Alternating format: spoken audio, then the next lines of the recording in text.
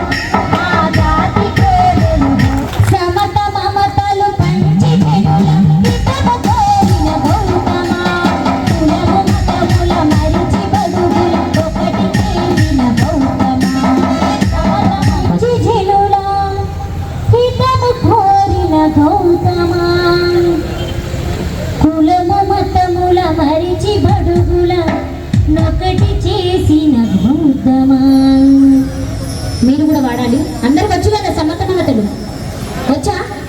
వచ్చిన వాళ్ళు వాడండి, లేకపోతే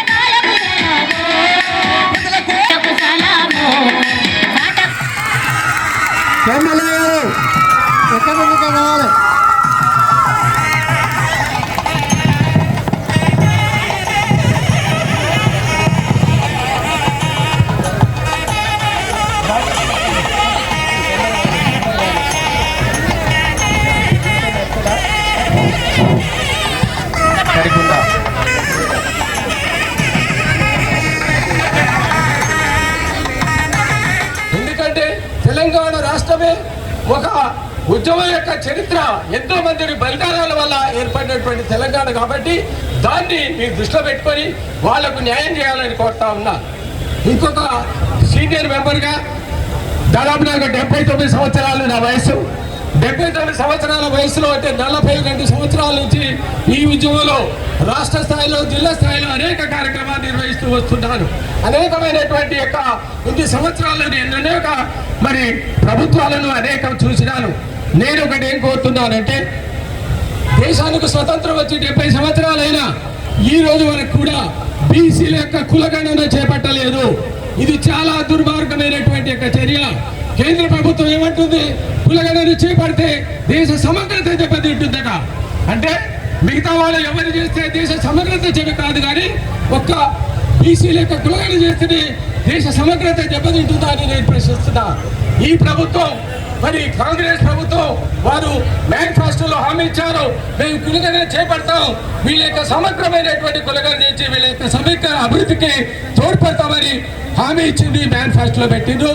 అదేవిధంగా గట్టిగా జోహార్ మహాత్మా జ్యోతిబా ఫూలే నోరు లేదా ఇక్కడ వాళ్ళకు, జోహార్ సావిత్రిబాయి ఫూలే, జోహార్ మహాత్మా జ్యోతిబా ఫూలే, సాధిద్దాం ఫూలే దంపతుల ఆశయాలను. Thank you. ఈరోజు సభాధ్యక్షులు చక్ర రామరాజు గారు, అదేవిధంగా ఈరోజు ఈ కార్యక్రమానికి ముఖ్య అతిథిగా వచ్చినటువంటి మా నాన్న, మంత్రి పదవి చేపట్టగానే కేసీఆర్ గారు ప్రగతి భవన్ పేరు పెట్టుకుంటే ఆ ప్రగతి భవన్ గోడలు బద్దలు కొట్టి, బిడ్డ ఇది ప్రగతి భవన్ కాదురా, ఇది మహాత్మా జ్యోతిబా పూలే భవన్ అని చెప్పి ప్రగతి భవన్ కే మన పూలే గారి పేరు పెట్టినటువంటి మన నాయకుడు పొన్నం ప్రభాకరణ గారు. అదేవిధంగా మరో ముఖ్య అతిథి బడుగు బలైన వర్గాల నాయకులు, అనునిత్యం నల్గొండ జిల్లా ప్రజల కోసం అభివృద్ధి కోసం పరితపించేటువంటి నాయకులు గౌరవనీయులు మంత్రివర్యులు కోమటిరెడ్డి వెంకరెడ్డి గారు, అదేవిధంగా జనరల్ సెక్రటరీ సత్యనారాయణ గారు. ఈ నల్గొండ గడ్డ మీద మంత్రి అయిన తర్వాత మనందరూ తెలుసు, ఢిల్లీలో ఆంధ్ర పెట్టుబడిదారుల మీద పోరాటం చేసి పెప్పర్ స్ప్రే కొట్టిన నా తెలంగాణ నాకు కావాలి. ఇప్పుడు ఇద్దరు వీరున్నారు ఇక్కడ. ఒకరేమో పార్లమెంట్ లో పెప్పర్ స్ప్రే కొట్టినా నేను చనిపోయినా కూడా నా తెలంగాణ రావాలని కొట్టాడినటువంటి నాయకుడు పొన్నం ప్రభాకర్ అని ఉన్నాడు.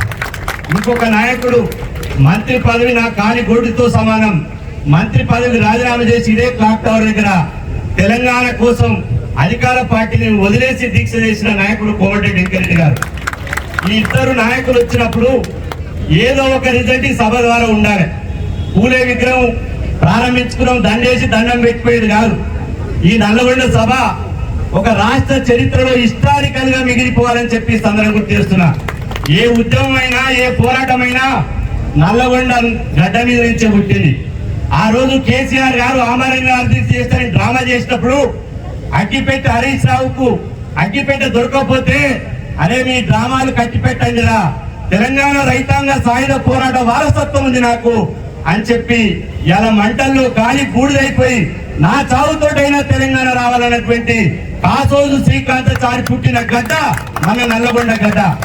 అదేవిధంగా ఒక బొమ్మవని ధర్మవృక్షం, ఒక నిమ్మల రాములు, ఒక ఉప్పల మల్సూరు, ఒక వద్దెల్లి బుచ్చిరాములు, ఎంతో మంది, ఒక సాంబశివుడు, ఎంతో మంది మహనీయులు పుట్టిన గడ్డ ఈ గడ్డ. ఇక్కడ సామాజిక చైతన్యం, రాజకీయ చైతన్యం ఎక్కడ ఎక్కువ ఉన్నది కాబట్టి మొన్న కేసీఆర్ ఇంటికి పంపించినాం. కోమటిరెడ్డి వెంకరెడ్డి గారికి అసెంబ్లీలో తీర్మానం చేసినందుకు మీ చప్పట్ల ద్వారా మరొకసారి కృతజ్ఞత తెలియజేసుకుంటున్నాం. జీవో కూడా ఇచ్చారు, జీవో నెంబర్ 26 కూడా ఇచ్చారు, బడ్జెట్ కూడా ఇచ్చారు.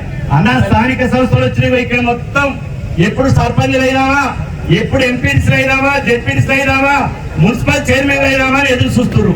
కానీ బీసీ రిజర్వేషన్ తగ్గి ప్రగాఢ విశ్వాసం ఉంది. తక్షణమే రాష్ట్రంలో కులగణన కమిషన్ ఏర్పాటు చేసి కులగణన ప్రారంభించి బీసీ రిజర్వేషన్లను 42% పెంచాలని చెప్పి సందర్భంగా మనందరం ప్రధానంగా విజ్ఞప్తి చేస్తున్నాం. ఇవాళ కులగణన చేస్తే రాహుల్ గాంధీ గారు ఇండియా కూటమి తరఫున మేము దేశవ్యాప్తంగా కులగణన చేస్తామని చెప్పడం జరిగింది. ఇక తెలంగాణలో కాంగ్రెస్ పార్టీ కులగణన చేస్తా అంటున్నది.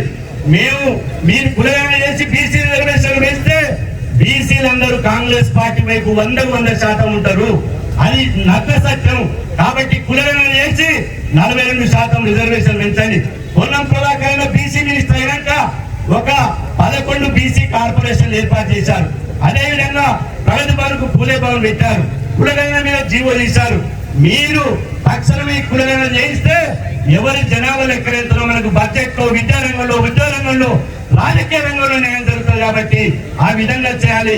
ఇక చివరిగా చెప్పేది ఏంటంటే హైదరాబాద్ లో కేసీఆర్ ఏమన్నాడు, తెలంగాణ వస్తే ఆంధ్ర వాళ్ళ విగ్రహాలు కోదాడ పరిమళ దాటిస్తాడు. కానీ ఒక్కరి విగ్రహాలు తీసేలే, ఆంధ్ర విగ్రహాలు అక్కడనే తీసేసుకొస్తున్నాయి. మేము ఆంధ్ర విగ్రహాలతో మాకు సంబంధం లేదు. కానీ మానేరైనటువంటి మహాత్మా జ్యోతిబా పూలే విగ్రహం రాష్ట్ర రాజధాని లేదు. ఇక్కడ నల్గొండలో మా రామరాజు గారు బీసీ సంఘం కష్టపడి ఎమ్మెల్యే గారు మంత్రి గారు సహకారంతో ఒక బీసీ భవన్ కట్టుకొని ఇంత పెద్ద కార్యక్రమం చేసిండు. పూలే 4.5 కోట్ల మందికి ఆత్మగౌరవానికి ప్రతీక, బడుగు బలైన వర్గాలకు ప్రతీక మహాత్మా జ్యోతిబా పూలే.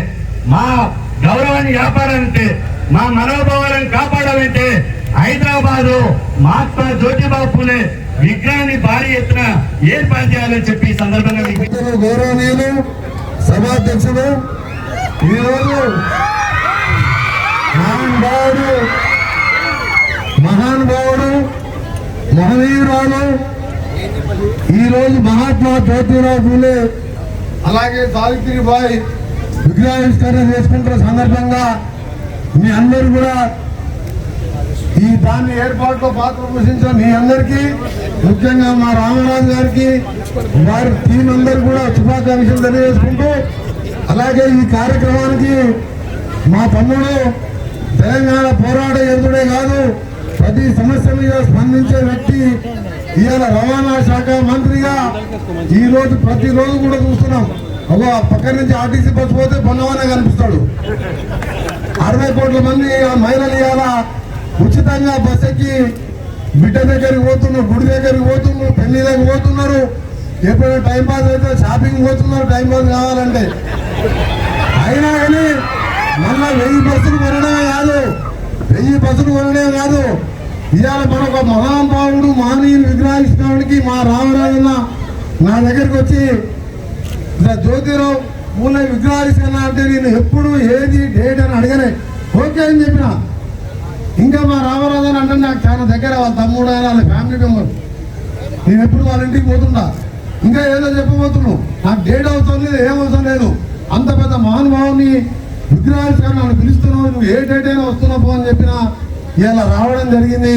ఇలా రావడంతో కాదు, నాకు చాలా సంతోషం ఏంటంటే నిన్న రాత్రి మద్రాసులో ఉండి ఉదయం 3 గంటలకు 4 గంటలకు లేచి ఎయిర్పోర్ట్కి వచ్చి డైరెక్ట్గా ఎయిర్పోర్ట్కి వెళ్ళి మన నల్గొండ పట్టణానికి తొలిసారిగా మంత్రిగా వచ్చినందుకు మా తమ్ముడు ఉద్యమకారునికి మంత్రి గారికి అంటే ఆయన ఒక మంత్రిలో ఒక బీసీ నాయకుడో కాదు.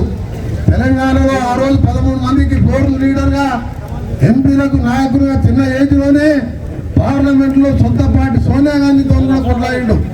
నువ్వు ప్రకటించిన 6 దశాబ్దాల కోరిక మా తెలంగాణ ఇయ్యకపోతే మా పిల్లలు చచ్చిపోతున్నారని చెప్పి ఇక్కడ ఉన్న అధికార పార్టీ మా సొంత ముఖ్యమంత్రి కూడా ఇద్దరం కలిసి గట్టిగా ఎదిరించిన వాళ్ళం.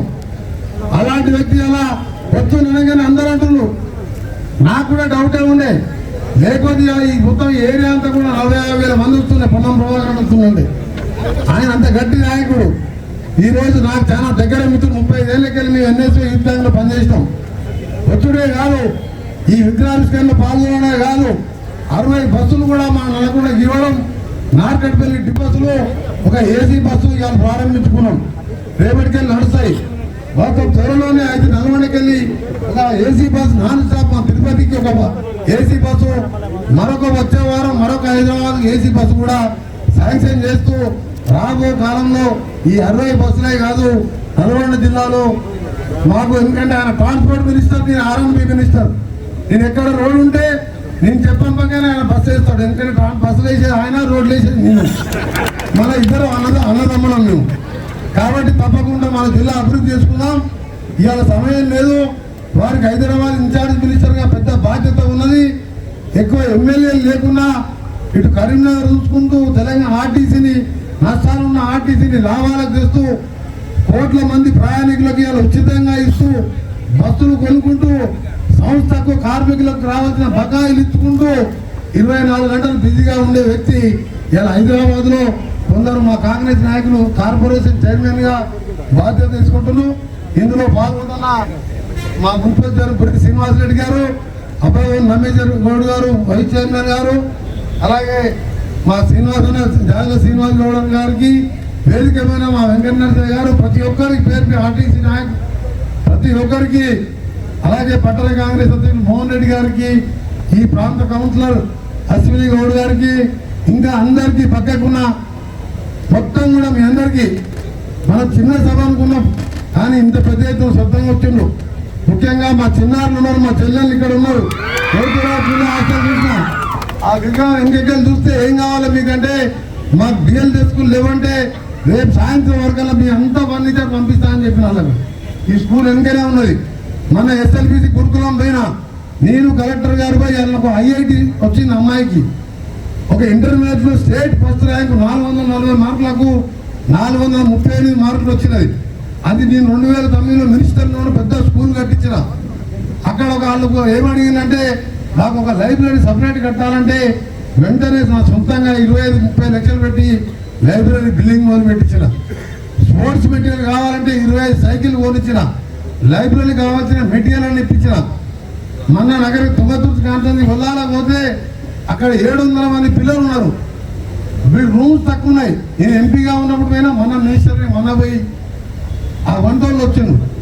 నాకు వంటకు సరిపోతలేదు, కనీసం 700 మందికి వండాలంటే రాత్రంతా పోతున్నాను సరదాను.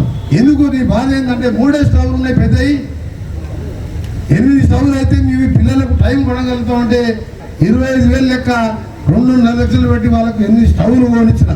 గవర్నమెంట్ పైసలు కాదు, మీరు అనుకునే మినిస్టర్ అంటే ఎన్ని గవర్నమెంట్ పైసలు. నా కొడుకు పేరు మీద ప్రతి ఫౌండేషన్ మీద ఇవాళ కూడా మా ముఖ్యమంత్రి గారు మేము మా మంత్రులం ఒక టీమ్గా పనిచేస్తున్నాం. ఇలా తండ్రి కొడుకు బిడ్డ చెప్తే అడిగడం కాదు. ఇది మా క్యాప్టెన్ ముఖ్యమంత్రి రేవంత్ రెడ్డి గారు. మేము ఏం చెప్పినా మాకు పెద్దోళ్ళు అంటే గౌరవిస్తాడు, చిన్నోళ్ళు అంటే ప్రేమిస్తాడు. అందరం కలిసికట్టుగా నిర్ణయాలు తీసుకుంటాం. ఒకటే నిర్ణయం తీసుకున్నాం, ఈ హాస్టల్లో ప్రతి రూమ్లో 4-5 కంటే ఎక్కువ ఉండొద్దు. ఇప్పుడు 20 మంది పిల్లలు ఉంటున్నారు హాస్టల్లో. పేదవాళ్ళు, బీసీలు, బడుగు బలహీన వర్గాల వాళ్ళు, పేదరికం చదువుకు అడ్డు రావద్దు, వసతులు ఉండాలని ప్రతి కాన్స్టిట్యూన్సీలో 25 ఎకరాలలో 80 కోట్లు పెట్టి ఇలా హాస్టల్ కాంప్లెక్స్ కట్టబోతున్నాం. మన నల్గొండ ఎస్ఎల్బిసి దగ్గర కూడా 25 ఎకరాల ల్యాండ్ ప్రపోజల్ పంపినాం. 80 కోట్లతోని త్వరలోనే దాని శంకుస్థాపన కూడా చేసుకొని ఆ మెడికల్ కాలేజ్ ఎదురుగానే అక్కడ హాస్టల్స్ కడుతున్నాం. దాంతోపాటు మనకు ఒక 20 కోట్లు పెట్టి కలెక్టర్ ఆఫీస్ ఎదురుగా నా ఆర్ఎన్బి డిపార్ట్మెంట్కి వెళ్ళి skill development centre, ITI, polytechnic చదువుకున్న వాళ్ళకు ఉపాధి కల్పించడానికి వాళ్ళకి డిఫరెంట్ మహిళా సంఘాల ట్రైనింగ్ సెంటర్ కట్టిస్తున్నాను. అది కూడా వర్క్ స్టార్ట్ అయింది. అందుకని చాలా కార్యక్రమాలు ఉన్నా అసలు విషయం మనం మాట్లాడుకొని 2 నిమిషాల తర్వాత మన ముఖ్యమంత్రి గారు మాట్లాడతారు. సావిత్రిబాయి పూలే ఆ రోజుల్లో ఆ మూఢనమ్మకాలతో మహిళలు, బాలికలు చదువుకోవద్దనే కండిషన్ ఉండేది. ఆమె భయపడుకుంటూ చదువుకుంటూ ఆమె స్కూల్కి పోయి చదువుకునే టైంలో ఆమె బ్యాగులో పుస్తకాలతో పాటు ఒక చీర కట్టుకుని పోయేది, ఎక్స్ట్రా సారీ పెట్టుకుని. ఎందుకంటే బడికి చదువుకుంటే ఆచారం అపచారం అని, చదువుకోవద్దని మహిళలు దాని నుంచి పోరాటం చేసి ఆ బురద మీద తల్లిన మళ్ళా బట్టలు మార్చుకొని చదువుకొని ఒక టీచర్గా ఆ రోజు 2 భార్యాభర్తలు చదువుతోనే మనం బాగుపడతామని చెప్పి, అది కూడా మహిళలు చదువుకోవాలి. పురుషుడు చదువుకుంటే ఆయన ఒక్కరికే తెలివి వస్తుంది. అదే ఆ తల్లి చదువుకుంటే, మహిళ చదువుకుంటే ఆ ఇంట్లో ఉన్న కుటుంబం అంతా కూడా విద్య వస్తుందని చెప్పి ఆ విద్యారంగానికి 180 సంవత్సరాల క్రితమే ఆయన పునాది వేసిన.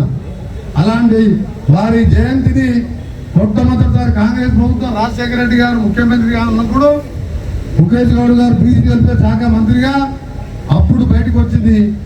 ఈయన జీవిత చరిత్ర మనం ఆంధ్రప్రదేశ్ తీసుకొచ్చినాము. మొదటి మనం వెంకయ్య గౌడ్ చైర్మన్గా, నేను ఎమ్మెల్యేగా గడియారం దగ్గర వారి విగ్రహం ఏర్పాటు చేసుకున్నాం. అప్పటికి ఆంధ్రప్రదేశ్ ఎక్కడ లేదు.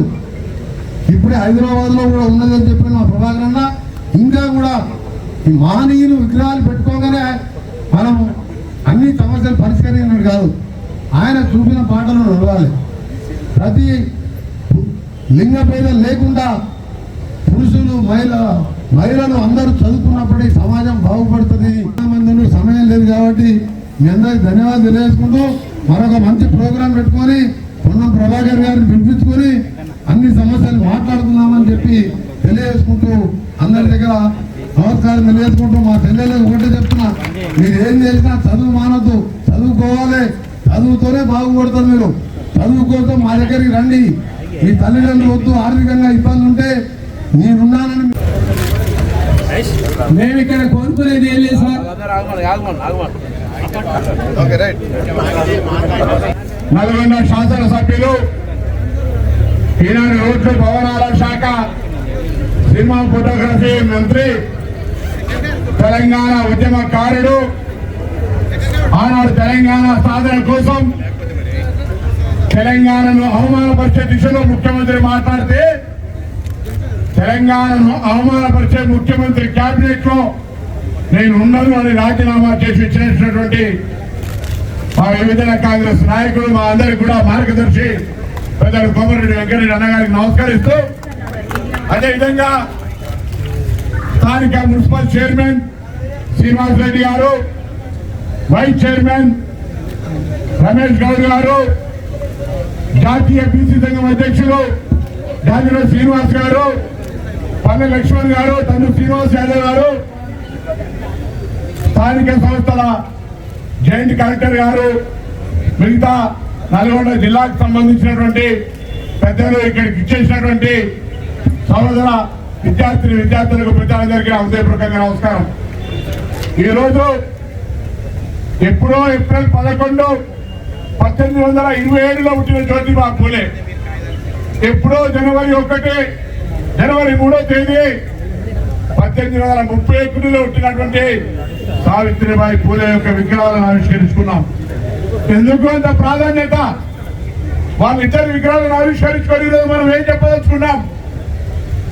విగ్రహాలు అసలు ఎందుకు పెట్టుకుంటాం అంటే, ఆ మహానుభావులు చేపట్టినటువంటి ఒక సంక్షేమ కార్యక్రమం కావచ్చు, ఒక సమస్యకు పరిష్కార మార్గం కావచ్చు, వారు తెచ్చినటువంటి ఒక సంస్కారం కావచ్చు, ఇలా ఈ సమాజం ఒక దురాచారాన్ని తొలగించి ఉండకపోతే ఇలా ఏమైతుందో ఒకసారి ఆలోచించండి. ఆ విధంగా పోరాడినటువంటి ఆ యొక్క మహాత్ముల ఆలోచనకు అనుగుణంగా ఈ సమాజం నడవాలని, అందులో సామాజిక న్యాయానికి సంబంధించి స్వాతంత్రం వచ్చిన 1947 నుంచి ఇలా 2024 వరకు ఎస్సీ, ఎస్టీ, బీసీ మైనార్టీలకు ఏదైనా సంక్షేమ నిర్ణయం తీసుకుంటే అది కాంగ్రెస్ తోటి మాత్రమే సాధ్యమైందనే మాట సందర్భంగా మనం చేస్తా ఉన్నాం. తప్పకుండా ఈరోజు జాతీయ శ్రీనివాస్ గారు చెప్పినా, రామరాజు గారు చెప్పినా, మా ప్రభుత్వం తప్పకుండా బలైన వర్గాలకు సంబంధించి కట్టుబడి ఉంది. కార్పొరేషన్ ఏర్పాటు చేసినాం, ఏర్పాటుకే పరిమితం కాము, తప్పకుండా వాటికి అవసరమైన నిధులను కేటాయించే బాధ్యత మొత్తం మా మంత్రివర్గం మీద ఉంది అనే మాట కూడా సందర్భంగా మనం చెప్తున్నాం. దాంతో పాటుగా ఫీజులు, రియంబర్స్మెంట్, బెడ్ ఛార్జీలు, గత ప్రభుత్వం పెట్టిన బకాయిలను ఒక్కొక్కటిగా చెల్లించుకుంటూ ఎటువంటి బకాయి లేకుండా ఎప్పటికప్పుడు ఇచ్చే విధంగా చర్యలు తీసుకునే ప్రయత్నం చేస్తాం. ఇంత పెద్ద ఆర్థిక సంక్షేమం, ఆర్థికమైనటువంటి లోటు ఉన్నప్పటికీ కూడా మరి పరిపాలనా దక్షత కాంగ్రెస్ పార్టీ నాయకత్వానికి తెలుసు కాబట్టి అన్నిటినీ అధిగమించి ముందుకు పోయే ప్రయత్నం చేస్తా ఉన్నాం. ఈరోజు జ్యోతిబా పూలేకు సంబంధించినటువంటి గురుకుల పాఠశాలలు కావచ్చు, లేదా సంక్షేమ హాస్టల్, ఇక్కడ గురుకులాలు 15 ఉంటే హాస్టల్ 26 హాస్టల్ ఉంటే హాస్టల్లో 5,000 మంది చదువుతా ఉన్నారు. 15 గురుకులాల్లో 6వ తరగతి నుంచి డిగ్రీ దాకా ఉన్నాయి. డిగ్రీలో కొన్ని ఖాళీలు ఉన్నాయి. నేను విద్యార్థుల తల్లిదండ్రులు తెలంగాణ వ్యాప్తంగా దాదాపు 4,000 ఖాళీలు ఉన్నాయి. భోజనము, వసతి, బట్టలు, పుస్తకాలు, అన్ని రకాల సౌకర్యాలు. మొన్ననే 6,000 మంది పర్మనెంట్ రిక్రూట్మెంట్ చేసుకొని ప్రైవేటుకు ధీటుగా విద్యనందించే గురుకులాల్లో మరి విద్యార్థులు చేరి కావాలని ఈ రాష్ట్ర ప్రభుత్వ పక్షాన ఎస్సీ ఎస్టీ బీసీ మైనార్టీ విద్యార్థులను తల్లిదండ్రులు కోరుతా ఉన్నాం. ఇక్కడ ఇంకొక మాట, ఇక్కడికి ఇచ్చేసినటువంటి తల్లిదండ్రులే కాదు, ప్రతి ఒక్కరు దయచేసి ఒక మాట ఇలా ప్రతిజ్ఞ చేయాలి. ఇలా విగ్రహ ఆవిష్కరణ చేసుకున్నాం. నిజంగా వారి ఆశయాలు నెరవేరాలంటే మన పిల్లలే కానీ, మన చుట్టుపక్కల పిల్లలే కానీ, సమాజంలో మనకు ఎక్కడ కనిపిస్తే అక్కడ ప్రతి ఒక్కరిని విద్యావంతులు చేయడం, ఈ పోటీ ప్రపంచంలో ప్రతి ఒక్కరు చదువుకునే విధంగా, సంస్కారవంతమైన విధంగా, వారు చూపిన మార్గంలో నడిచే విధంగా మన యొక్క బాధ్యత నెరవేర్చాలని సందర్భంగా కోరుతా ఉన్నా. మొన్ననే గ్రూప్ 1 రిజల్ట్ వచ్చినాయి. దాదాపు 5,000 మంది బీసీ స్టడీ సర్కిల్ ట్రైనింగ్ తీసుకుంటే 406 మంది క్వాలిఫై అయినారు. వాళ్ళందరికీ గ్రూప్ 1 ఉద్యోగం రావాలని ఆ భగవద్వాన్ని అందరు పరిశాలి. బీసీలకు న్యాయం చేస్తున్నామని, బీసీలకు సంబంధించి చాలా సంక్షేమ కార్యక్రమాలు తీసుకుంటామని చెప్పిన ప్రభుత్వం, నేను బీసీ మంత్రి అయిన తర్వాత పోయి రికార్డులు లెక్క చూస్తే ఎక్కడ కూడా బీసీల సంక్షేమానికి ఆచరణీయమైనటువంటి కార్యక్రమం జరగలేదు. మాటలు కోటలు దాటినాయి కానీ న్యాయంగా ప్రజలకు సంబంధించిన లాభం జరగలేదు. ఎప్పుడో ఎన్నికలప్పుడు బీసీ బంధు పేరు మీద కొంతమందికి ₹1,00,000 ఇచ్చి ఆ ₹1,00,000 అప్లికేషన్ లక్షల మంది పెట్టుకుంటే కొంతమందికి మాత్రం శాసనసభకు 100-200 మందికి ఇచ్చినారు. అది కూడా టీఆర్ఎస్ నాయకులు ఎంపిక చేస్తే. కానీ ఈరోజు బీసీ పారిశ్రామికవేత్తలకు కావచ్చు, చిన్న తరహా పరిశ్రమలు పెట్టుకునేటువంటి వాళ్ళకు కావచ్చు, కుల వృత్తులను రక్షించడానికి కావచ్చు, అన్ని రకాల చర్యలకి బడ్జెట్లో కార్యక్రమం తీసుకోబోతా ఉన్నామనే మాట సందర్భంగా మనం చేస్తాం. ఏది ఒకటే రోజు మార్పు రాదు. 10 సంవత్సరాలుగా జరిగిన నిర్లక్ష్యానికి మార్పులు చేర్పులు చేసేటువంటి శ్రీకారాన్ని బలైన వర్గాల శాఖ మంత్రిగా సహచర కేబినెట్ మంత్రులతో గౌరవ ముఖ్యమంత్రి ఉప ముఖ్యమంత్రి గారి సూచనల మేరకు రాబోయే కాలంలో బలైన వర్గాలకు సంబంధించి మంచి జరగాలనే శాసనసభలో కుల జనగణన తీర్మానం చేశాం, జీవో తీశాం, 150 కోట్లు కేటాయించాం, విధి విధానాలు నిర్వహించాం. తప్పకుండా కార్యాచరణ తీసుకొని ముందుకు పోతా ఉన్నాం. యావత్ తెలంగాణ ప్రజలకు సహకరించమని కోరుతా ఉన్నాం. ఈ జనగణన ద్వారా రాహుల్ గాంధీ గారు చెప్పినట్టుగా ఎవరి వాటా ఎంతో, ఎవరి సంఖ్య అంతా అనే విధంగా చేపట్టేటువంటి ఆలోచనతో ఉన్నాం. అదే కాదు ఇంకే కార్యక్రమమైన కుల వృత్తులకు సంబంధించి ప్రోత్సహించే విధంగా అన్ని రకాల ఆర్థిక పరిపుష్టి కలిగే విధంగా చర్యలు తీసుకుంటామని మనం మనవి చేస్తూ ఇలా ఆ జ్యోతిబా పూలే, సావిత్రిబాయి పూలే గారి ఆశయాలను తీసుకొని మా ప్రభుత్వం ముందుకు పోతుందని మరొక్కసారి సందర్భంగా మీ అందరికీ మనవి చేస్తూ ఈ అవకాశం కల్పించిన నల్గొండలో ఇంత పెద్ద ఎత్తున జ్యోతిబా పూలే ఆశయాలకు అనుగుణంగా ఈరోజు నల్లగొండ బీసీ సంక్షేమ సంఘం ఆధ్వర్యంలో శ్రీమతి సావిత్రిబాయి పూలే, ఆమె భర్త అయినటువంటి మహాత్మా జ్యోతిబా పూలేల విగ్రహావిష్కరణ కార్యక్రమం బీసీ సంఘ భవనం దగ్గర ఘనంగా నిర్వహించడం జరిగింది. దీనికి ముఖ్య అతిథులుగా BC welfare minister Ponnam Prabhakar గారు, అదేవిధంగా స్థానిక మంత్రివర్యులు రోడ్డు భవన శాఖ మంత్రులు కోమటిరెడ్డి వెంకరెడ్డి గారు ముఖ్య అతిథులుగా రావడం జరిగింది. అదేవిధంగా బీసీ సంక్షేమ సంఘం జాతీయ అధ్యక్షుడు శ్రీనివాస్ గౌడ్, మరి మాజీ మున్సిపల్ చైర్మన్, వైస్ చైర్మన్ తదితరులు పాల్గొనడమే కాకుండా ఈ కార్యక్రమంలో మరి అన్ని కుల సంఘాల యొక్క మన అధ్యక్షులే కాకుండా అన్ని సంఘాల యొక్క ప్రతినిధులు, అదేవిధంగా ఉద్యోగస్తులు, మరి ఉపాధ్యాయులు, విద్యార్థులు, యువకులు, అశేషమైనటువంటి యొక్క జనం, బీసీ బంధువులంతా కూడా ఈ కార్యక్రమంలో పాల్గొని విజయవంతం చేయడం జరిగింది. నిజంగా ఈరోజు చాలా సంతోషించదగ్గ విషయం. మేము చాలా సంతోషపడుతున్నాం. అందరూ కూడా ఈ కార్యక్రమంలో భాగస్వాములై మరి ఈరోజు కార్యక్రమాన్ని ఘనంగా దిగ్విజయం చేసినందుకు అందరికీ నేను బీసీ సంక్షేమ సంఘం తరఫున ధన్యవాదాలు తెలియజేస్తూ, నిజంగా ఒక 200 సంవత్సరాల క్రితం సమాజంలో, ఆనాడు ఉన్నటువంటి సమాజంలో కర్రు కట్టినటువంటి బ్రాహ్మణీయ వ్యవస్థలో మరి శూద్రులు స్త్రీలకు విద్యనిచ్చి పూలే మరియు జ్యోతిరావు పూలే విగ్రహావిష్కరణకు విచ్చేసిన మన మంత్రివర్యులు కోమటిరెడ్డి వెంకరెడ్డి గారికి, అదేవిధంగా పొన్నం ప్రభాకర్ గారికి, అదే జాతీయ అధ్యక్షులు జాదుల శ్రీనివాస్ అన్న గారికి, మరియు ఈ కార్యక్రమం సభాధ్యక్షుగా ఉండి నడిపించిన చక్ర రామరాజు గారికి, మరియు బీసీ బంధువులందరికీ పేరున ధన్యవాదాలు తెలుపుతున్నాము. ఈ జ్యోతిరావు పూలే సావిత్రిబాయి పూలే విగ్రహాల కోసానికి 6 నిమిషాలు కష్టపడిన మా సంఘ సభ్యులందరికీ కూడా వారికి కృతజ్ఞతలు తెలియజేస్తున్నాం. ధన్యవాదాలు. సావిత్రిబాయి పూలే యొక్క విగ్రహావిష్కరణ కార్యక్రమానికి ఇచ్చేసిన పెద్దలు శ్రీ కోమటిరెడ్డి వెంకరెడ్డి గారికి, అదేవిధంగా మరో మంత్రివర్యులు పొన్నం ప్రభాకర్ గారికి ధన్యవాదాలు తెలియజేస్తూ, నల్గొండ చరిత్రలో ఒక సువర్ణ అక్షరాలతో లిఖించదగ్గ రోజు ఈరోజు అమ్మవారైనటువంటి సావిత్రిబాయి పూలే యొక్క విగ్రహాన్ని నల్గొండలో ఆవిష్కరించుకోవడం చాలా గొప్ప విషయం. కాబట్టి బీసీ బంధువుల తరపున, ముఖ్యంగా బీసీ ఉద్యోగుల తరపున రాష్ట్ర జిల్లాలో ఉన్న అందరికీ కూడా బీసీ ధన్యవాదాలు తెలియజేస్తూ ముగిస్తాను. జై బీసీ. ఈరోజు 200 సంవత్సరాల క్రితం ఎగసిపడిన సామాజిక ఉద్యమ చైతన్య జ్వాల మహాత్మా జ్యోతిరావు పూలే సతీమణి సావిత్రిబాయి పూలే విగ్రహాల ఆవిష్కరణని బీసీ సంక్షేమ సంఘం ఆధ్వర్యంలో నిర్వహించడం జరిగింది. ఈ కార్యక్రమానికి విచ్చేసినటువంటి పెద్దలు, మాన్యులు, మంత్రివర్యులు పొన్నం ప్రభాకర్ గారికి మరియు కోమటిరెడ్డి వెంకరెడ్డి గారికి అందరికీ ఈ కార్యక్రమానికి హాజరైనటువంటి ఉద్యోగులందరికీ పేరు పేరున ధన్యవాదాలు తెలియజేస్తున్నాను. ఆనాడు అక్షరాస్యతని పెంచేందుకు ఆనాటి సమసమాజ స్థాపన కొరకు జ్యోతిరావు దంపతులు చేసినటువంటి కృషి నిజంగా అనిర్వచనీయం.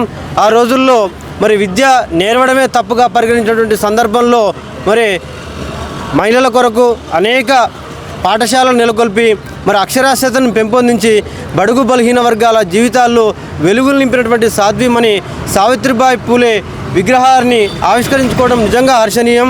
సందర్భంగా బీసీ ఉద్యోగుల పక్షాన అందరికీ మరొకసారి శుభాకాంక్షలు తెలియజేస్తూ సందర్భంగా బీసీ ఉద్యోగుల పక్షాన ఒక విన్నపం చేస్తున్నాం.